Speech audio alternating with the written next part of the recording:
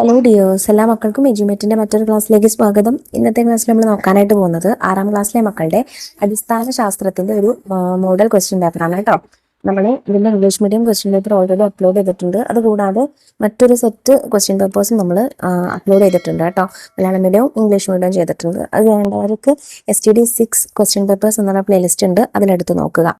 ക്ലാസ്സിലേക്ക് കിടക്കുന്നതിന് മുന്നേ ചാനൽ ആദ്യമായി കാണുന്നവരാണെങ്കിൽ ഒന്ന് സബ്സ്ക്രൈബ് ചെയ്ത് സപ്പോർട്ട് ചെയ്യാൻ മറക്കരുത്. അതുപോലെ വീഡിയോ നിങ്ങളുടെ കൂട്ടുകാരിലേക്ക് കൂടെ ഒന്ന് ഷെയർ ചെയ്ത് കൊടുക്കണേ. അപ്പോൾ ശരി, നമുക്ക് നേരെ ക്ലാസ്സിലേക്ക് കിടക്കാം. പ്രവർത്തനം 1. അതിൽ ക്വസ്റ്റ്യൻ: വിപണിയിൽ വിൽക്കുന്ന പാക്കറ്റുകളിൽ ശുദ്ധമായ വെളിച്ചെണ്ണ എന്ന് പലപ്പോഴും എഴുതിയിരിക്കും. ശാസ്ത്രീയമായി വെളിച്ചെണ്ണ ഒരു ശുദ്ധമായ പദാർത്ഥമാണോ അല്ലെങ്കിൽ ശുദ്ധ പദാർത്ഥമാണോ? ശാസ്ത്രീയമായി ശുദ്ധമായ ഒരു പദാർത്ഥവുമായി താരതമ്യപ്പെടുത്തുമ്പോൾ അതിലെ തന്മാത്രകളുടെ ക്രമീകരണം വിശദീകരിച്ചുകൊണ്ട് നിങ്ങളുടെ ഉത്തരം ന്യായീകരിക്കുക. അല്ല, വെളിച്ചെണ്ണ ശാസ്ത്രീയമായി ശുദ്ധമായ ഒരു പദാർത്ഥമല്ല. ഒരു ശുദ്ധമായ പദാർത്ഥത്തിൽ, അതായത് ജലം പോലെയുള്ള ശുദ്ധമായ പദാർത്ഥത്തിൽ ഒരു തരം തന്മാത്ര മാത്രമേ അടങ്ങിയിട്ടുള്ളൂ. വ്യത്യസ്ത തരം തന്മാത്രകൾ, ഫാറ്റി ആസിഡുകൾ മുതലായവ അടങ്ങിയ ഒരു ഏകാത്മക മിശ്രിതമാണ് വെളിച്ചെണ്ണ. ഇത് മുഴുവൻ ഒരു തരം കണികയെ ഉൾക്കൊള്ളുന്നില്ല. ചുരുക്കത്തിൽ പറഞ്ഞാൽ വെളിച്ചെണ്ണ ഒരു ഏകാത്മക മിശ്രിതമാണ്, പക്ഷേ ഒരു ശുദ്ധ പദാർത്ഥമല്ല. ഇതിലെ ബി ചോദ്യം: താഴെ പറയുന്ന മാറ്റങ്ങൾ അല്ലെങ്കിൽ പ്രക്രിയകളെ ശരിയായ നിരകളായി തരംതിരിക്കുക. വെള്ളത്തിൽ ലയിക്കുന്ന ഉപ്പ്, ചായയിൽ അടിഞ്ഞുകൂടുന്ന ചായപ്പൊടി, മണലിൽ കലർത്തിയ ഇരുമ്പുപൊടി, സോഡാ വെള്ളത്തിൽ ലയിപ്പിച്ച കാർബൺ ഡൈ ഓക്സൈഡ്. ഇതിൽ ഏതൊക്കെയാണ് ഏകാത്മക മിശ്രിതം, ഏതൊക്കെയാണ് ഭിന്നാത്മക മിശ്രിതം എന്നാണ് നമ്മൾ എഴുതേണ്ടത്. ഏകാത്മക മിശ്രിതം വെള്ളത്തിൽ ലയിക്കുന്ന ഉപ്പും അതുപോലെ സോഡാ വെള്ളത്തിൽ ലയിക്കുന്ന കാർബൺ ഡൈ ഓക്സൈഡുമാണ്. ഭിന്നാത്മക മിശ്രിതങ്ങൾ ചായപ്പൊടി, ചായയിൽ അടിഞ്ഞുകൂടുന്നു, മണലിൽ കലർത്തിയ ഇരുമ്പുപൊടി എന്നിവയാണ്. ചോദ്യം സി: ലായനിയിലെ ഘടകങ്ങളുടെ അവസ്ഥയെ അടിസ്ഥാനമാക്കി ഒറ്റപ്പെട്ട ഒന്നിനെ തിരിച്ചറിയുക. സോഡാ വെള്ളം, വിനാഗിരി, പിച്ചള, ഉപ്പ് ലായനി. ഉത്തരം പിച്ചളയാണ്. കാരണം അതൊരു ഖര പദാർത്ഥമാണ്. ബാക്കിയുള്ളതെല്ലാം എന്താണ്? ദ്രാവക പദാർത്ഥങ്ങളാണ്. പ്രവർത്തനം 2. 2 ചോദ്യങ്ങളുണ്ട്. ചോദ്യം 2-ന് എയും ബിയും ഭാഗങ്ങളുണ്ട്. ഏതെങ്കിലും ഒന്ന്, അതായത് 2A അല്ലെങ്കിൽ 2B പൂർണ്ണമായിട്ട് എഴുതണം. നമുക്ക് രണ്ടും നോക്കാം. 2A, അതിൽ ആദ്യത്തെ ക്വസ്റ്റ്യൻ: പ്രകൃതി സ്വപരാഗണത്തെ തടയുകയും മികച്ച സസ്യയിനങ്ങൾ ഉൽപ്പാദിപ്പിക്കുന്നതിന് പരപരാഗണത്തെ പ്രോത്സാഹിപ്പിക്കുകയും ചെയ്യുന്നു എന്ന പ്രസ്താവന നിരീക്ഷിക്കുക. പൂക്കളിൽ, അതായത് സൂര്യകാന്തി അല്ലെങ്കിൽ ഗ്ലോറിയോസ പോലുള്ള പൂക്കളിൽ സ്വയം പരാഗണത്തെ തടയുന്ന 2 വ്യത്യസ്ത രീതികൾ അല്ലെങ്കിൽ പൊരുത്തപ്പെടലുകൾ വിശദീകരിക്കുക. അതിൽ ഒന്നാമത്തെ രീതി: ചില സസ്യങ്ങളിൽ, അതായത് ഗ്ലോറിയോസ പോലുള്ള സസ്യങ്ങളിൽ കേസരപുടവും ജനിപുടവും വിപരീത ദിശകളിലാണ് ക്രമീകരിച്ചിരിക്കുന്നത്. അത് പരാഗരേണുക്കൾ ഒരേ പൂവിന്റെ പരാഗണ സ്ഥലത്ത് വീഴുന്നത് തടയുന്നു. രണ്ടാമത്തെ രീതി: ചില പൂക്കളിൽ, അതായത് സൂര്യകാന്തി പോലുള്ള പൂക്കളിൽ ആൺ കേസരപുടം, പെൺ ജനിപുടം പ്രത്യുൽപാദന ഭാഗങ്ങൾ, ആൺ പ്രത്യുൽപാദന ഭാഗവും പെൺ പ്രത്യുൽപാദന ഭാഗവും വ്യത്യസ്ത സമയങ്ങളിലാണ് പക്വത പ്രാപിക്കുന്നത്. ഇത് സ്വപരാഗണം അസാധ്യമാക്കുന്നു. ചോദ്യം ബി: പരാഗണവും ബീജസങ്കലനവും തമ്മിൽ വേർതിരിക്കുക. പരാഗണം എന്നാൽ പരാഗിയിലെ പരാഗരേണുക്കൾ പരാഗണ സ്ഥലത്ത് പതിക്കുന്നതാണ് പരാഗണം. ബീജസങ്കലനമോ? പരാഗണത്തിനു ശേഷം പരാഗരേണു ജനിതണ്ടിലൂടെ അണ്ഡാശയത്തിലേക്ക് ഒരു നാളിയായി വളരുന്നു. ഈ നാളിയിലൂടെ പുംബീജം അണ്ഡാശയത്തിലെത്തി അണ്ഡവുമായി കൂടിച്ചേരുന്നു. പുംബീജം അണ്ഡവുമായി ചേർന്ന് സിക്താണ്ഡമാവുന്ന പ്രക്രിയയാണ് ബീജസങ്കലനം. 2-ലെ ബി ക്വസ്റ്റ്യൻ: അതിൽ എ, നിങ്ങൾക്കൊരു മത്തൻ പൂവും ഒരു വെണ്ടയ്ക്ക പൂവും നൽകിയിരിക്കുന്നു. അവയെ സൂക്ഷ്മമായി നിരീക്ഷിച്ചാൽ ഏതാണ് പൂർണ്ണ പുഷ്പം? ഒരു പൂവിന്റെ 4 പ്രധാന ഭാഗങ്ങൾ അടിസ്ഥാനമാക്കി നിങ്ങളുടെ ഈ തിരഞ്ഞെടുപ്പിനുള്ള കാരണം നൽകുക. വെണ്ടയ്ക്കയുടേതാണ് ഒരു പൂർണ്ണപുഷ്പം. വെണ്ടയ്ക്കയുടേത് ഒരു പൂർണ്ണപുഷ്പമാണ്. കാരണം ഒരു പൂർണ്ണപുഷ്പത്തിൽ 4 പ്രധാന ഭാഗങ്ങളും ഉണ്ടായിരിക്കണം. അതായത് ദളപുടം, വിതളപുടം, കേസരപുടം, ജനിപുടം. വെണ്ടയ്ക്ക ദ്വിലിംഗ പുഷ്പമാണ്. ഈ 4 ഭാഗങ്ങളും വെണ്ടയ്ക്കയിലുണ്ട്. മത്തൻ പൂക്കൾ ഏകലിംഗികളാണ്, അതായത് അപൂർണ പുഷ്പങ്ങളാണ്. കാരണം അവയിൽ ഒരു പൂവിൽ കേസരപുടമോ ജനിപുടമോ മാത്രമേ കാണൂ. ചോദ്യം ബി: ഫലരൂപീകരണത്തെ അടിസ്ഥാനമാക്കി ഇനി പറയുന്ന ബന്ധം പൂർത്തിയാക്കുക. മാമ്പഴം ലഘുഫലമാണ്, അതായത് ഒറ്റ അണ്ഡാശയത്തിൽ നിന്ന് രൂപം കൊള്ളുന്നതാണ്. ചക്ക എന്താണ്? ചക്ക ഒരു സംയുക്ത ഫലമാണ്, കാരണം പൂങ്കുലയിൽ നിന്നാണ് ഇത് രൂപം കൊള്ളുന്നത്. പ്രവർത്തനം 3. അതിൽ എ, ഒരു വിദ്യാർത്ഥി മൈക്രോസ്കോപ്പിന് കീഴിൽ ഒരു കോശത്തിന്റെ സ്ലൈഡ് നിരീക്ഷിച്ച ഭാഗങ്ങൾ താഴെ നൽകുന്നു. കോശസ്തരം, കോശദ്രവ്യം, ന്യൂക്ലിയസ്, മൈറ്റോകോൺട്രിയൻ. വിദ്യാർത്ഥിക്ക് കോശഭിത്തിയോ ക്ലോറോപ്ലാസ്റ്റോ കാണാൻ കഴിഞ്ഞില്ല. നിരീക്ഷിച്ച കോശത്തെ തിരിച്ചറിയുക. ഇത്തരത്തിലുള്ള കോശത്തിൽ കോശഭിത്തി ഇല്ലാത്തത് എന്തുകൊണ്ട്? ഇതൊരു ജന്തുകോശമാണ്, കാരണം കോശഭിത്തി ഇല്ല. ജന്തുകോശങ്ങൾക്ക് കോശഭിത്തി ഇല്ല. സസ്യകോശങ്ങൾക്ക് മാത്രമുള്ള ഒരു സ്വഭാവ സവിശേഷതയാണ് ഇത്. മൃഗങ്ങൾക്ക് അത്ര വലിയ രീതിയിൽ ആവശ്യമില്ലാത്ത കാഠിന്യം ഇത് സസ്യങ്ങൾക്ക് നൽകുന്നു. ഇതിലെ ചോദ്യം ബി, കോളം എയിലെ കോശാംഗങ്ങളെ കോളം ബിയിലെ അവയുടെ നിർദ്ദിഷ്ട ധർമ്മങ്ങളുമായി യോജിപ്പിക്കുക. നോക്കൂ, നമുക്കിവിടെ കോളം എയിൽ റൈബോസോം, ഫാനം, ന്യൂക്ലിയസ്, മൈറ്റോകോൺട്രിയൻ എന്നിവയാണ് തന്നിട്ടുള്ളത്. കോളം ബിയിൽ എ കോശപ്രവർത്തനങ്ങളെ നിയന്ത്രിക്കുന്നു, ബി പ്രോട്ടീൻ ഉൽപ്പാദിപ്പിക്കുന്നു, സി ഊർജ്ജം ഉൽപ്പാദിപ്പിക്കുന്നു, ഡി വെള്ളം, വിസർജന വസ്തുക്കൾ എന്നിവ സംഭരിക്കുന്നു.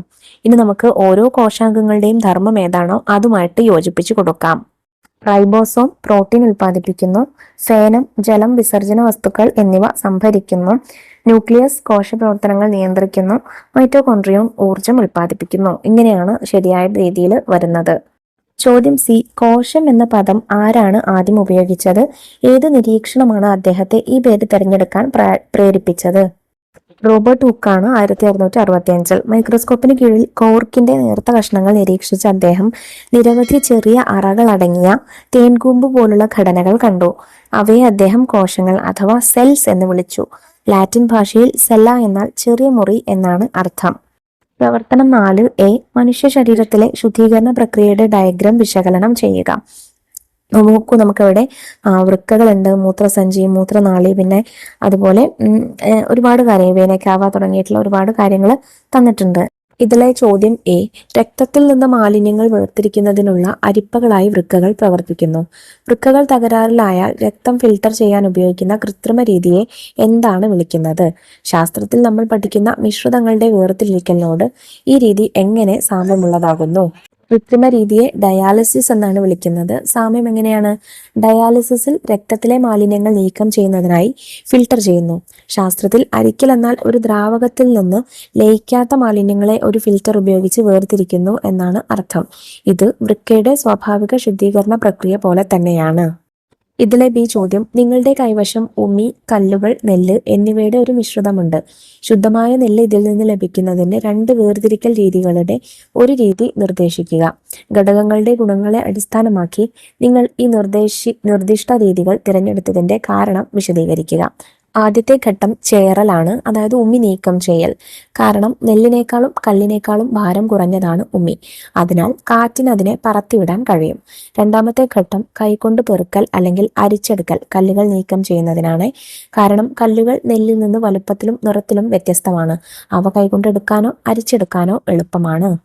പ്രവർത്തനം 5, ചോദ്യം എ, കപട ഫലങ്ങളെക്കുറിച്ചുള്ള താഴെ പറയുന്ന പ്രസ്താവനകൾ പരിശോധിക്കുക.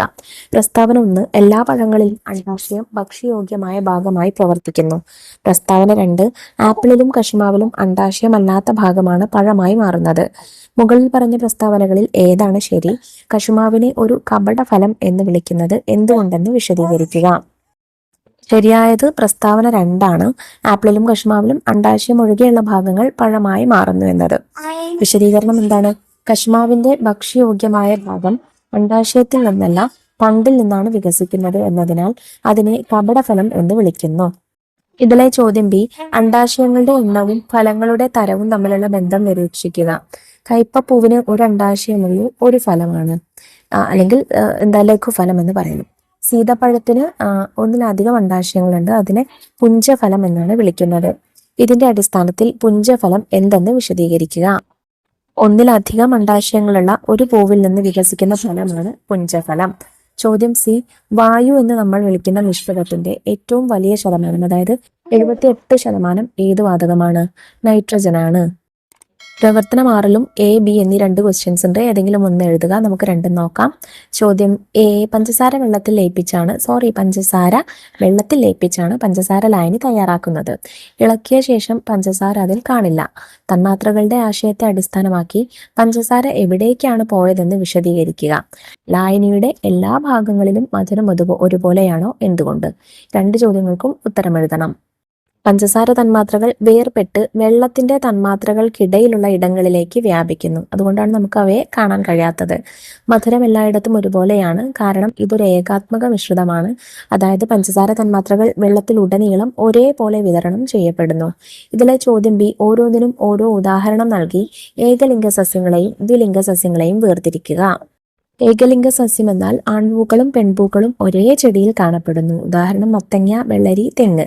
ദ്വിലിംഗ സസ്യം ആൺപൂക്കളും പെൺപൂക്കളും വ്യത്യസ്ത സസ്യങ്ങളിൽ കാണപ്പെടുന്നു. ഉദാഹരണം ജാതിക്ക, ഈന്തപ്പന. ഇനി 6ൽ ബി ആദ്യത്തെ ചോദ്യം, താഴെ പറയുന്ന ജീവസംഘടനയുടെ ശ്രേണി നിരീക്ഷിക്കുക. കോശം, കോശങ്ങൾ കൂടിച്ചേർന്ന് കലകളാവുന്നു. കലകൾ ചേർന്ന അവയവം, അവയവങ്ങൾ ചേർന്ന അവയവ വ്യവസ്ഥ, അവയവ വ്യവസ്ഥകൾ ചേർന്ന് ജീവി. കല എന്താണെന്ന് നിർവചിക്കുക. മൃഗങ്ങളിൽ കാണപ്പെടുന്ന ഒരു കലയുടെയും സസ്യങ്ങളിൽ കാണപ്പെടുന്ന ഒരു കലയുടെയും ഒരു ഉദാഹരണം പറയുക. ഒരു പ്രത്യേക ധർമ്മം നിർവഹിക്കുന്ന സമാനമായ കോശങ്ങളുടെ ഒരു കൂട്ടമാണ് കലകൾ. ഉദാഹരണം മൃഗങ്ങളിലുള്ള ത്വക്കുകോശങ്ങൾ എപ്പിത്തീലിയൽ ടിഷ്യൂ എന്നും സസ്യങ്ങളിലുള്ള ത്വക്കുകോശങ്ങളുണ്ട് എപ്പിഡെർമൽ ടിഷ്യൂ എന്നും അറിയപ്പെടുന്നുണ്ട്. ഇതിലെ ചോദ്യം ബി, ഒരു തന്മാത്ര എന്നത് ഒരു വസ്തുവിന്റെ എല്ലാ ഗുണങ്ങളുമുള്ള ഏറ്റവും ചെറിയ കണികയാണ്.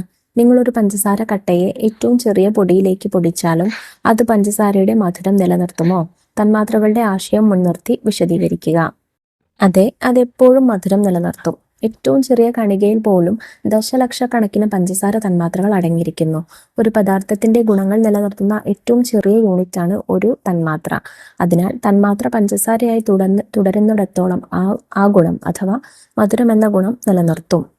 ചോദ്യം സി, സസ്യകോശത്തിന്റെ ഏതു ഭാഗമാണ് അതിന് കൂടുതൽ സംരക്ഷണം നൽകുന്നത്? ഏതാണ് മക്കളെ? കോശഭിത്തിയാണ്. അപ്പോൾ ഇത്രയും ചോദ്യങ്ങളാണ് നമുക്ക് ഈ ഒരു ചോദ്യപേപ്പറിൽ ചെയ്യാനായിട്ടുള്ളത്. ഡിസ്കസ് ചെയ്ത ചോദ്യങ്ങളും അതിൻ്റെ ഉത്തരങ്ങളൊക്കെ എല്ലാ മക്കൾക്കും മനസ്സിലായിട്ടുണ്ടെന്ന് വിശ്വസിക്കുന്നു. വീഡിയോ യൂസ്ഫുൾ ആയിട്ടുണ്ടെങ്കിൽ നിങ്ങളുടെ കൂട്ടുകാരിലേക്ക് നമ്മുടെ വീഡിയോ ഒന്ന് ഷെയർ ചെയ്ത് കൊടുക്കുക. അതുപോലെ 6ാം ക്ലാസ്സിൻ്റെ അടിസ്ഥാന ശാസ്ത്രത്തിൻ്റെ ക്വസ്റ്റ്യൻ പേപ്പേഴ്സ് നമ്മൾ ഓൾറെഡി അപ്ലോഡ് ചെയ്തിട്ടുണ്ട്. ആ വീഡിയോ കാണാത്തവർ ഒന്ന് പോയിട്ട് കാണുക കേട്ടോ. ഇന്നത്തെ ക്ലാസ്സിനെ കുറിച്ചുള്ള അഭിപ്രായങ്ങൾ മറക്കാതെ കമൻറ്റ് ബോക്സിലൂടെ അറിയിക്കുക. അപ്പോൾ ശരി, അടുത്ത ക്ലാസ്സുമായി വീണ്ടും കാണാം. താങ്ക്